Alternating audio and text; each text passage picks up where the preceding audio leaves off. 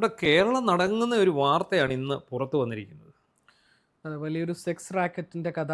വലിയൊരു sex racket എന്ന് മാത്രം നമുക്ക് അതിനെ പറയാൻ പറ്റില്ല. ഈ സമൂഹത്തിലുള്ള എന്തൊക്കെ വൃത്തികെട്ട പരിപാടികളുണ്ടോ അത് മൊത്തം അതിനകത്തുണ്ട്. സെക്സ് ഉണ്ട്. റാക്കറ്റ് ഉണ്ട്, ഗുണ്ടായിസമുണ്ട്, മയക്കുമരുന്ന്, ലഹരി മയക്കുമരുന്നുണ്ട്. മരുന്ന് കച്ചവടമുണ്ട്, സ്വർണ്ണക്കടത്തുണ്ട്. എല്ലാം ചേർന്ന ഒരു കംപ്ലീറ്റ് പാക്കേജാണ്. ഉദ്യോഗസ്ഥരുടെ ബന്ധം ഈ വിഷയത്തിലുള്ള അതെ, അതുണ്ട്. ഉദ്യോഗസ്ഥ ബന്ധമുണ്ട്. വലിയ വലിയ രാഷ്ട്രീയ നേതാക്കളുടെ മക്കൾ വരെ ഇതിനകത്ത് ഉൾപ്പെട്ടിട്ടുണ്ട്. വലിയ നമുക്കൊക്കെ സമാരാധ്യനായി ബഹുമാനിച്ചിരുന്ന ആൾക്കാരുടെ മക്കൾ വരെ ഇതിനകത്ത് ഒന്നേതായിട്ടാണ് ഇപ്പോൾ നമുക്ക് കിട്ടുന്ന ഒരു വിവരം. ഇപ്പോൾ ഈ കൊച്ചിയിലാണെന്ന് തോന്നുന്നു 3 സ്ത്രീകളെയാണ് പിടിച്ചത് അല്ലേ? അതെ. ഒരു സിന്ധു, ഒരു അലീന എബ്രഹാം, ഒരു മഞ്ജിമ. മഞ്ജിമ. ഇത് ഇവരെ സംബന്ധിച്ച് ഇവരെ പിടിക്കാനുള്ള കാരണം ഇവരുടെ വലയിൽ അകപ്പെട്ട ചില യുവതികൾ നൽകിയ പരാതിയുടെ അടിസ്ഥാനത്തിലാണ് ഇവരെ Kochi city police commissioner Kaliraj Mahesh Kumar അല്ലേ, അതെ. അദ്ദേഹത്തിൻ്റെ നേതൃത്വത്തിലുള്ള പോലീസ് സംഘം പിടിച്ചത്. എന്താണ് സംഭവം എന്ന് പറഞ്ഞാൽ നമ്മൾ ഞെട്ടിപ്പോവും. കാരണം ഇങ്ങനെയൊക്കെയുള്ള ഒരു സംഭവം നമ്മുടെ നാട്ടിൽ നടക്കുന്നു എന്നുള്ളതാണ്. അതായത് ഈ സിനിമയിലും സീരിയലിലും മോഡലിങ്ങിലും ഒക്കെ അത് വളരെയധികം തൽപരരായ യുവതികളെ ഇവിടുന്ന് നേരെ വിദേശത്തേക്ക് കടത്തുകയാണ്. വിദേശത്തേക്കെന്ന് പറഞ്ഞാൽ ഗൾഫ് കൺട്രീസിലേക്ക്. അതെ.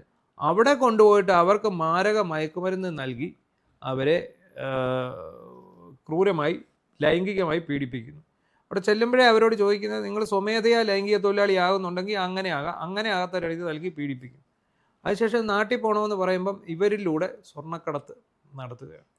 അത് നാട്ടിൽ പോകാൻ അവർ സമ്മതിക്കുന്നില്ല. മാത്രമല്ല ഇവരുടെ ന്യൂഡ് വിഷ്വൽസ് വെച്ചിട്ടാണ് ഇവർ ബ്ലാക്ക് മെയിൽ ചെയ്യുന്നത്. ഇതിനിടയിൽ വീട്ടിൽ വിളിച്ച് ഇവർക്ക് വീട്ടിൽ ചെന്ന് കയറാൻ കഴിയാത്ത സാഹചര്യം ഇവർ സൃഷ്ടിക്കുന്നുണ്ട്. കാരണം ഇവർ ഇവിടെ ദുബായിൽ മറ്റൊരു തൊഴിൽ ചെയ്താണ് ഇവർ ജീവിക്കുന്നത്.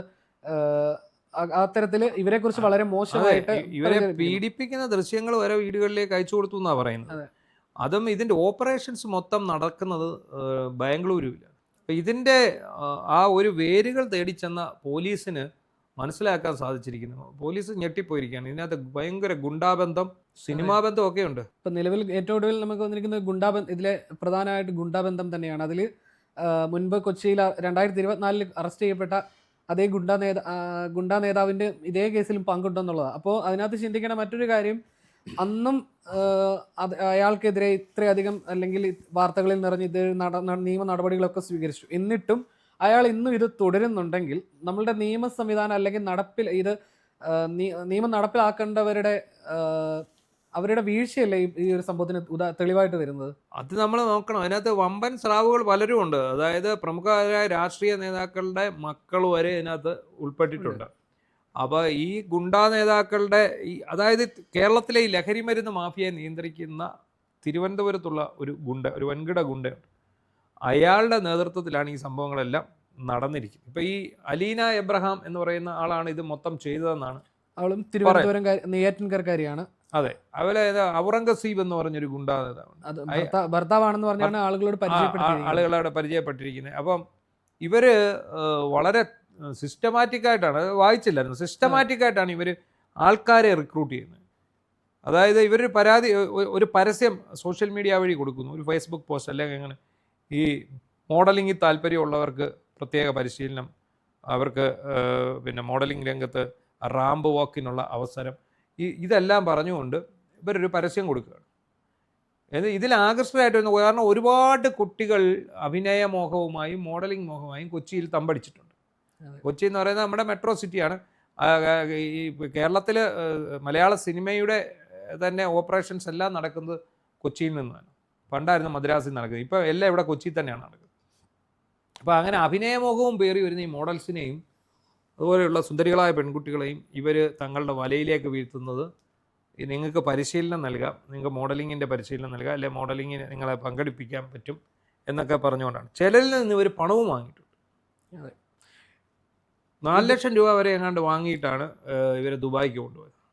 ഇതിൽ ഈ അലീന എന്ന് പറഞ്ഞ വ്യക്തി അവർ മുൻപ് ഇതുപോലെ ഒരു തവണ അവരിതുപോലെ നിയമ നടപടി നേരിടേണ്ടി വന്ന സമയത്ത് അന്ന് മാധ്യമങ്ങളെ വെല്ലുവിളിക്കുകയും പരിഹസിക്കുകയായിരുന്നു ചെയ്തിരുന്നത്. അതേ വ്യക്തിയാണ് ഇപ്പോൾ പിന്നെയും കുടുക്കിയിരിക്കുന്നത്. അപ്പം അതായത് ഇത്രയും ഗുണ്ടകളാണേലും ഇത്തരത്തിലുള്ള വ്യക്തികളൊക്കെ ആണേലും അതായത് എന്ത് കുറ്റം ചെയ്ത് കഴിഞ്ഞു കഴിഞ്ഞാലും ഇത്രയൊക്കെ ഉള്ളൂ എന്നുള്ളൊരു ധാരണയുണ്ട്. അതാണ് അവരെ പിന്നെയും ഇത്തരം സാഹചര്യങ്ങളെ വെല്ലുവിളിക്കാൻ അവരെ പിന്നെയും പ്രേരിപ്പിക്കുന്ന ഘടകം. അത് ഇതിനകത്ത് കംപ്ലീറ്റ് ഒരു നെക്സസ് ഉണ്ട്. അതായത് ഇതിനകത്ത് എല്ലാ നെക്സസിനകത്ത് ഒരു സിനിമാക്കാർ കാണും, സിനിമാ ബന്ധമുണ്ട്, ലഹരി മരുന്ന് കടത്ത് ബന്ധമുണ്ട്, സെക്സ് റാക്കറ്റ് ബന്ധമുണ്ട്, ഗുണ്ടാ ബന്ധമുണ്ട്. ഇത് നാലും കൂടെ ചേരുന്ന, ഞാൻ നേരത്തെ ആദ്യം പറഞ്ഞ രാഷ്ട്രീയമുണ്ട്. ഇങ്ങനെ ഈ 5 വിഷയങ്ങൾ ചേരുന്ന ഒരു വലിയ നെക്സസ് അല്ലെങ്കിൽ ഒരു കംപ്ലീറ്റ് പാക്കേജിലാണ് ഈ സംഭവം പോകുന്നത്. ഇവരെ ഒരു സൈഡിൽ കൂടെ ചെന്നത് ചിലപ്പോൾ നമുക്ക് കുരുക്കാൻ സാധിച്ചേക്കാം, മറു സൈഡിൽ കൂടി ഇവർ ഊരിപ്പോരും. അവിടെയാണ് അതിൻ്റെ ഒരു പ്രശ്നം വന്നിരിക്കുന്നത്. ഇത് വളരെ ഞെട്ടിക്കുന്ന സംഭവമാണ്. അതിനകത്ത് ഇതിന് ഇരയായ ഒരു കുട്ടിയുടെ മൊഴി വായിച്ചായിരുന്നു. അതായത് പച്ചവെള്ളത്തിനകത്ത് എന്തോ വെളുത്ത പൊടി കലക്കി ബലമായി കുടിപ്പിക്കുകയാണ്. കുടിപ്പിച്ച് അബോധാവസ്ഥയിലാകുമ്പോഴാണ് ഇവരെ ലൈംഗികമായി ഉപയോഗിക്കുന്നത്, ലൈംഗികമായി പീഡിപ്പിക്കുന്നത്. എന്നിട്ട് ആ നിമിഷം തന്നെ ഇതിൻ്റെ ദൃശ്യങ്ങൾ പകർത്തുകയാണ്. ഇവർ അവിടെ ഒരു ഫ്ലാറ്റിൽ കൊണ്ടുപോയിട്ടാണ് ഈ പരിപാടി. അവിടെ നിന്ന് രക്ഷപ്പെടാൻ യാതൊരു മാർഗവും കിട്ടുന്നില്ല, ഈ യുവതികൾക്ക് യാതൊരു മാർഗവും കിട്ടുന്നില്ല എന്നുള്ളതാണ് അതിനകത്ത് ഏറ്റവും ശ്രദ്ധേയമായ കാര്യം. അതിൻ്റെ ഒപ്പം തന്നെയാണ് ഇവർക്കിവിടെ ഈ പണിയാണെന്നും പറഞ്ഞ് ഇവരുടെ ചിത്രങ്ങളും ഇവരുടെ വീഡിയോസും എടുത്ത് സ്വന്തം വീട്ടുകാർക്ക് അയച്ചു കൊടുക്കുന്നത്. എന്നിട്ട് അവരോട് പറയുന്നത് എന്താണ്, നിങ്ങൾ ഇനി ഇവളെ വീട്ടിൽ കയറ്റരുത്, ഇവളെ തഴഞ്ഞേക്കാനാണ് പറഞ്ഞിരിക്കുന്നത്. അതായത് എന്താ, നമ്മുടെ മുംബൈയിലെ ചുവന്ന തെരുവാണെങ്കിലും കൊൽക്കട്ടയിലെ സൊനാഗച്ചി എന്ന് പറയുന്ന വേശ്യാ തെരുവാണെങ്കിലും അവിടെയൊക്കെ നമ്മൾ ചെന്ന് കഴിഞ്ഞാൽ നമുക്ക് അതിസുന്ദരിമാരായ ഒരുപാട് യുവതികളെ കാണാൻ കഴിയും. ഇതുപോലെ ട്രാപ്പിലകപ്പെട്ട് വരുന്നവരാണ്. പിന്നീട് അവർക്ക് ഇതിനകത്തു നിന്ന് രക്ഷപ്പെടാൻ സാധിക്കും. സ്വന്തം നാട്ടിൽ പോകാനോ വീട്ടുകാരെ കാണാനോ ഒന്നും അവർക്ക് കഴിയില്ല. ഏതാണ്ട് അതേ അവസ്ഥയിലാക്കാനാണ് ഇവിടുത്തെ ദിവസം. അപ്പോൾ ഇവർക്ക് ഈ ചതിക്കുഴികളെ തിരിച്ചറിയാൻ ഇപ്പോഴും പലർക്കും സാധിക്കുന്നില്ല എന്നുള്ളതിന്റെ തെളിവല്ലേ? കാരണം എന്താ, ഇപ്പൊ ഈ അലീന എന്ന് പറഞ്ഞ ആള് സെലിബ്രിറ്റിയാണ് അല്ലേ? അതെ. ഇവളെ ഇനി എത്ര കേസിൽ അറസ്റ്റ് ചെയ്തെന്ന് പറഞ്ഞാലും അവൾക്ക് ഒരാളെ പുതുതായിട്ട് കോണ്ടാക്ട് ചെയ്ത് വളച്ച് അവളുടെ കയ്യിലേക്ക് കൊണ്ടുവരുന്നതിന് ഒരു ബുദ്ധിമുട്ടും വരുന്നത്. കാരണം നമ്മുടെ നാട്ടിൽ അങ്ങനെ ഒരു സംഭവം എന്താ, ഒരു തട്ടിപ്പ് നടത്തി, പ്രമാദമായൊരു തട്ടിപ്പ് നടത്തിയവൻ വീണ്ടും ഇറങ്ങി തട്ടിപ്പ് നടത്തുന്നത് അതുകൊണ്ടാണ്. ഇപ്പോൾ ബിജു രാധാകൃഷ്ണൻ എല്ലാവർക്കും അറിയാവുന്ന തട്ടിപ്പുകാരനാണ്, സോളാർ സംഭവത്തിലെ വലിയ തട്ടിപ്പുകാരനാണ്. ബിജു രാധാകൃഷ്ണൻ നല്ല മനോഹരമായിട്ട് ജയിലിൽ നിന്ന് ഇറങ്ങിയിട്ട് വലിയൊരു തട്ടിപ്പ് കമ്പനി രൂപീകരിച്ച് വീണ്ടും തട്ടിപ്പ് നടത്തിയ വിവരം കണ്ടില്ലേ? ആരെങ്കിലും അറിഞ്ഞോ? ഇത് ബിജു രാധാകൃഷ്ണനാണെന്ന് തിരിച്ചറിഞ്ഞത് ഏതാനും മാധ്യമപ്രവർത്തകർ മാത്രമാണ്. അല്ലാതെ ഈ സാധാരണ ഈ നാട്ടിലെ ജനങ്ങൾ ഇത് തിരിച്ചറിഞ്ഞിട്ടേ ഇല്ല. ഈ ചെങ്ങന്നൂരുകാരി ഒരു ശാലിനി എന്ന് പറഞ്ഞൊരു യുവതിയുണ്ട്, വിവാഹ തട്ടിപ്പിൽ ഏതാണ്ട് ഒരു 50-100 തവണ അവരെ അറസ്റ്റ് ചെയ്തിട്ടുണ്ട്. ഓരോ വിവാഹ തട്ടിപ്പിനും എത്രയും വിവാഹ തട്ടിപ്പ് അവർ നടത്തിയിട്ടുണ്ട്. എല്ലാ തവണയും അവരുടെ പടം പത്രത്തിൽ വരും, എല്ലാ തവണയും ചാനലുകളിൽ വരും. പക്ഷേ ഇപ്പോഴും അവർ വിവാഹ തട്ടിപ്പ് തുടരുകയാണ്. എന്താണ്, നമുക്കത് തിരിച്ചറിയാൻ സാധിക്കില്ല. നമ്മൾ കൊണ്ട് തല വെച്ച് കൊടുക്കും. നമ്മളിപ്പോൾ നമുക്ക് തന്നെ അറിയാം, നമ്മുടെ ഓഫീസിലേക്ക് ഓരോ ദിവസവും വരുന്ന കോളുകളല്ല ഇതുപോലെ ഓരോ തട്ടിപ്പ് കേസിൽ കൊണ്ട് തല വെച്ച് കൊടുത്തിട്ട് ഈ പൈസ പോയി, ആ പൈസ നമ്മൾ തിരികെ വാങ്ങി കൊടുക്കണമെന്നും പറഞ്ഞ് വിളിക്കുന്നവരാ. ശ്രദ്ധിച്ചിട്ടുണ്ടോ? എന്താ നമ്മുടെ ജോലി? എന്താ നമ്മുടെ ജോലി? ഇവരുടെ പൈസ തിരികെ വാങ്ങി കൊടുക്കുക എന്നുള്ളതല്ല. നമ്മളൊരു മാധ്യമ സ്ഥാപനമാണ്, അതിന് പൈസ തിരികെ വാങ്ങി കൊടുക്കുക. ഇവിടെ നിയമ സംവിധാനങ്ങളുണ്ട്, മറ്റു കാര്യങ്ങളുണ്ട്. ഇവരൊക്കെ വിളിച്ച് നിങ്ങൾ പറഞ്ഞാലേ നടക്കുള്ളൂ, നിങ്ങൾ പറഞ്ഞാലേ നടക്കുള്ളൂ. നമ്മളെന്ത് പറയാൻ? ഇവർ പൈസ കൊണ്ട് കൊടുത്തു, 1 അല്ല 2 അല്ല പലതവണ, 1-ലധികം തവണ ഒരേ തട്ടിപ്പിന് വിധേയരായവരും വിളിക്കുന്നുണ്ട്. അതാണ് വേറൊരു രസം. ഇതിൽ ഈ തട്ടിപ്പ്, ഇത്തരം തട്ടിപ്പാണെങ്കിലും മോഡലിങ്ങിൻ്റെതാണെങ്കിലും ഈ പെട്ടെന്ന് നമ്മൾക്ക് പണം ഉണ്ടാക്കാൻ അല്ലെങ്കിൽ സെലിബ്രിറ്റി ആവാം എന്നുള്ളതിൻ്റെ അത്തരം ഒരു ചിന്ത തന്നെയാണ് ഇത്തരം ട്രാപ്പുകളിൽ ചെന്ന് ചാടാൻ ഈ പിന്നെയും ഇത്തരം യുവതികൾ ഇരയാകുന്നതിനൊരു കാര്യമെന്ന് എനിക്ക് തോന്നുന്നുണ്ട്. കാരണം നമ്മൾ ജസ്റ്റ് ഒന്ന് ഗൂഗിൾ ചെയ്ത് നോക്കിയാൽ തന്നെ മോഡലാക്കാമെന്ന് വാഗ്ദാനം ചെയ്ത് തട്ടിപ്പ് നടത്തി അങ്ങനെ ചെയ്ത്, അപ്പോൾ ഇത്തരം ഒരുപാട് ഉദാഹരണങ്ങൾ നമ്മൾ വെറുതെ ഒന്ന് ഗൂഗിളിൽ നോക്കിയാൽ കാണാവുന്നതേ ഉള്ളൂ. എന്നിട്ടും എന്ന് ഈ ഒരു മേഖല മോശമാണെന്നോ അല്ലെങ്കിൽ അങ്ങനെയൊന്നും അല്ല. പക്ഷേ നമ്മൾ ഇതിലെ തട്ടിപ്പുകളെ തിരിച്ചറിയാൻ അപ്പോഴും കഴിയാണ്ട് പോകുന്നത് ഇതിനെക്കുറിച്ച് ഒരു അവബോധം ഇല്ലാത്തത് കൊണ്ടല്ലേ? ഈ അവബോധം ഇല്ല എന്നുള്ളത് മാത്രമല്ല, ഇപ്പം ഈ പിടിയിലായ തട്ടിപ്പ് കേസുണ്ടല്ലോ, ഈ തട്ടിപ്പ് കേസ് ഒരു ബഹുമുഖ തട്ടിപ്പല്ല, ഒരു ബഹുമുഖ എന്താ പറയുന്നത്, ഒരു ആൻറ്റി സോഷ്യൽ ആക്ടിവിറ്റിയാണ്. കാരണം ഇവരിവിടുന്ന് ഇപ്പോൾ ഒരു പെണ്ണിനെ കൊണ്ടുപോകുന്നു, ഒരു യുവതിയെ കൊണ്ടുപോകുന്നു, ഈ പറഞ്ഞ് പ്രലോഭിച്ചു. ഒന്നിനെയൊന്നുമല്ല കൊണ്ടുപോകുന്നത്, 10-15 പേരെയും കൊണ്ടാണ് പോകുന്നത്. അവിടെ ഈ ഫ്ലാറ്റിൽ ചെല്ലുമ്പോൾ അവിടെയുണ്ട് 15 പേര്. ഇവിടുത്തെ ചെന്നവരൊക്കെ ഞെട്ടിപ്പോയി. എന്നിട്ട് അവിടെ കൊണ്ടുവന്ന് ഇവരെ മാക്സിമം ഉപയോഗിച്ചതിന് ശേഷം സെക്സ് റാക്കറ്റിൽ അംഗമാക്കിയതിന് ശേഷം പിന്നെ അടുത്ത പരിപാടി സ്വർണ്ണക്കടത്താണ്. അത് സ്വർണ്ണം അവരെങ്ങനെയാണ് കടത്തുന്നതെന്ന് ചോദിച്ചാൽ അവർ നിയമപരമായിട്ട് കടത്തും. ഒരാൾക്ക് ഇത്ര പവൻ വരെ കൊണ്ടുവരാവുന്നുണ്ട്, 3 പവൻ വരെ എങ്ങാണ്ട് ഒരാൾക്ക് കൊണ്ടുവരാം അവിടുന്ന്. അപ്പോൾ ഒരാളുടെ കഴുത്തിൽ ഒരു 3 പവൻ്റെ മാല ഇട്ടിഞ്ഞു വിടും. ഇത് 15 പേര് വന്ന് ഇറങ്ങുമ്പോഴത്തേക്ക് 45 പവൻ ഇഞ്ഞു വന്നു, എത്ര ലക്ഷം രൂപയുടെ സാധനം അവർ. അങ്ങനെ ഓരോ സംവിധാനം ഇവർ ഒപ്പിച്ചിട്ടുണ്ട്. അപ്പോൾ കൊച്ചിയിലും തിരുവനന്തപുരത്തും തമ്മിലുള്ള ഒരു ലിങ്ക്, അതായത് കൊച്ചിയിലെ ഗുണ്ടാ സംഘവും തിരുവനന്തപുരത്തെ ഗുണ്ടകളുടെ രാജാവായിട്ട് വിലസുന്ന ഒരാളുണ്ട്. അയാളും ചേർന്നുള്ള ഈ ഒരു ഗ്യാങ് ആണ് ഇതിന് പിന്നിലെന്ന് പോലീസ് തിരിച്ചറിഞ്ഞിട്ടുണ്ടെങ്കിലും ഇവരുടെ ഓപ്പറേഷൻസ് മുഴുവൻ പുറത്താണ്. എവിടെയാണ്? ബാംഗ്ലൂർ വഴിയാണ് ഇവർ കൊണ്ടുപോയിട്ടുള്ളതും ഇവർ കൊണ്ടുവരുന്നതും ആ വഴിക്കാണ്. എന്നാൽ കംപ്ലീറ്റ് ഇവരുടെ കയ്യിൽ നിൽക്കണം. ഇവരെ അല്ലാതെ ഈ ഇരകളെ അവർ പുറത്തിറക്കത്തില്ല. അതിൽ അലീന ഭീഷണിപ്പെടുത്തിയ ഒരു വാചകം ഞാൻ വായിച്ചപ്പോൾ കണ്ടതാണ്. അതായത് ഔറംഗസീബിന്റെ അടുത്ത് ചെന്നാൽ നിനക്കൊന്നും പിന്നെ മോചനമില്ല എന്നാണ് അവൾ പറഞ്ഞ ഭീഷണി. ഒരു യുവതി തന്നെയാണ് ബാക്കിയുള്ള യുവതികളെ ഈ പേര് പറഞ്ഞ് പീഡിപ്പിക്കുന്നത്. ഓർക്കണം, അടിമ ജീവിതമാണ്.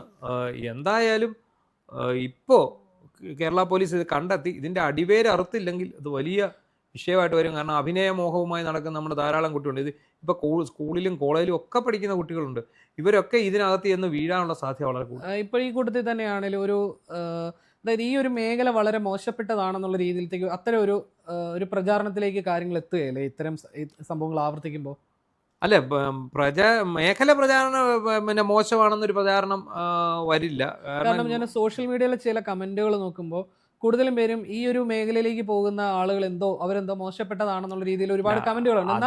ചിലർ എന്നാൽ അതിന് ഈ മേഖലയിൽ വർക്ക് ചെയ്യുന്ന ചിലർ അതിന് റിപ്ലൈ കൊടുത്തതും ഞാൻ ആ കൂട്ടത്തിൽ കണ്ടിട്ടുണ്ട്. അപ്പൊ അവർ പറയുന്നുണ്ട് എല്ലാവരെയും ഒരേപോലെ കാണരുത് എന്നുള്ള. അതൊരു പ്രൊഫഷനും ഒരു പാഷനും അല്ലേ, അതൊരു പാഷന്റെ പുറത്താണ് പോകുന്നത്. പക്ഷെ നമ്മൾ കേരളം വിട്ടു പോകാൻ ഉള്ള ഒരു നീക്കത്തിന് മുതിരരുത്, മനസ്സിലായി? അല്ലെങ്കിൽ അതുപോലെ നമുക്ക് വിശ്വസിക്കാൻ പറ്റുന്ന ആൾക്കാരായിരിക്കണം. ഇപ്പം ബോംബെയിലോ വേറെ ഇപ്പം മദ്രാസിലോ അല്ലെ ഡൽഹിയിലോ ഒക്കെ പോയി ഒരു കോണ്ടസ്റ്റിൽ പങ്കെടുക്കുന്നു എന്നുള്ളതുപോലെ അല്ല ഇതുപോലെ വിദേശ രാജ്യങ്ങളിലേക്ക് പോവുക. അത് നല്ല ഒന്നാം തരം ഹ്യൂമൻ ട്രാഫിക്കിംഗ് ആണ്. അതായത് മനുഷ്യക്കടത്താണ് നടത്തുന്നത്. പല രീതിയിലുള്ള മനുഷ്യക്കടത്താണ്. അവയവം എടുക്കാനായിട്ടുണ്ട്, സെക്സ് റാക്കറ്റിന് വേണ്ടിയുണ്ട്, പിന്നെ ഡ്രഗ് റാക്കറ്റിന് വേണ്ടിയുണ്ട്, ഗോൾഡ് റാക്കറ്റിന് വേണ്ടിയുണ്ട്, ഈ പറഞ്ഞ പോലെ ഇതിനെല്ലാം ഉണ്ട്. ഇപ്പം ഇതിനകത്തൊക്കെ ഒരു പൊളിറ്റിക്കൽ ഗുണ്ട പോലീസ് നെക്സസ് ഉണ്ട്. ഇതിനകത്ത് ഇതെല്ലാം ഓപ്പറേറ്റ് ചെയ്യുന്നവർക്ക് ഇതുമായിട്ട് ബന്ധമുണ്ട്. ഈ വലിയ ഈ ഗ്യാങ്ങുമായിട്ട് ഇതിൻ്റെയൊക്കെ തലതൊട്ടപ്പന്മാരായിട്ടിരിക്കുന്ന ഇവരൊക്കെ ആയിരിക്കും. അതുകൊണ്ട് തന്നെ ഇവരെ തൊടാൻ മടിക്കും. പല പോലീസ് ഉദ്യോഗസ്ഥരുമായിട്ടും അടുപ്പമുള്ള ആൾക്കാരാണ്. ഇപ്പോൾ തന്നെ നമുക്കറിയാം 2024 ഒരു നടിയും ഒരു നടനും കൂടിയാണ് ഒരു ഗുണ്ടാ നേതാവുമായിട്ട് ചർച്ച നടത്തി അവിടെ പോയി ലഹരി ഉപയോഗിക്കുകയും ചെയ്ത് പിടിയിലാകിയ ഒരു സംഭവം ഉണ്ടായിരുന്നു. എന്താണെങ്കിലും ഇത് നമ്മളെ സംബന്ധിച്ചിടത്തോളം വളരെയധികം ഈ മേഖലയിൽ പണിയെടുക്കുന്ന അല്ലെ ഈ മേഖലയിൽ അവസരം കാംക്ഷിച്ച് അവസരം തേടി വരുന്ന ധാരാളം യുവതിയുവാക്കളുണ്ട്. നിങ്ങളെല്ലാവരും ഇത് സൂക്ഷിക്കുക. നിങ്ങൾ ചെന്ന് ചാടാൻ പോകുന്ന കെണിയുടെ ആഴം എത്രത്തോളം ആണെന്നുള്ളത് നമുക്ക് അറിയാൻ സാധിക്കില്ല. അതുകൊണ്ട് തന്നെ വളരെ ശ്രദ്ധിച്ചു വേണം ഈ രംഗങ്ങളിൽ മുന്നോട്ട് പോകാൻ.